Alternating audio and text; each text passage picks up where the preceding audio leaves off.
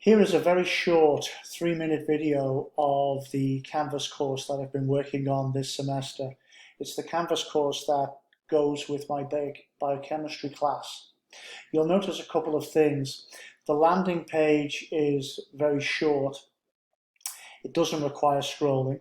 You'll notice that the usual tabs in the left-hand margin here, many of them are not visible to the student to facilitate navigation. But the central feature of course organization is this modules tab here that I want to share with you. The course modules, after the getting started module, the course modules are divided into weekly content. And essentially the weekly content is made up of these 4 or 5 pages. The first page outlines the weekly objectives for the lectures.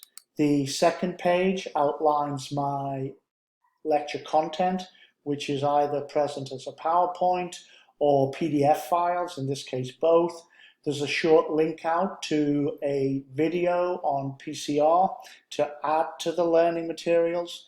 And the next page is a wrap-up. It's the weekly wrap-up where I break down the 5 or 6 major points for the class.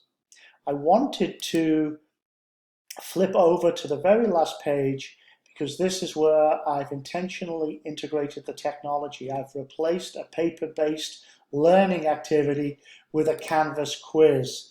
So let's very quickly take this quiz. And I'm going to click on a few of these answers. I'm not looking at the answers because I wanted to share with you a couple of things. I've integrated media into some of the questions. I've used the matching feature here, so students need to match the letter of the alphabet with the protein or the enzyme here. Here's the replicating DNA with unknown proteins identified only by a letter, and students pick from the drop-down menu.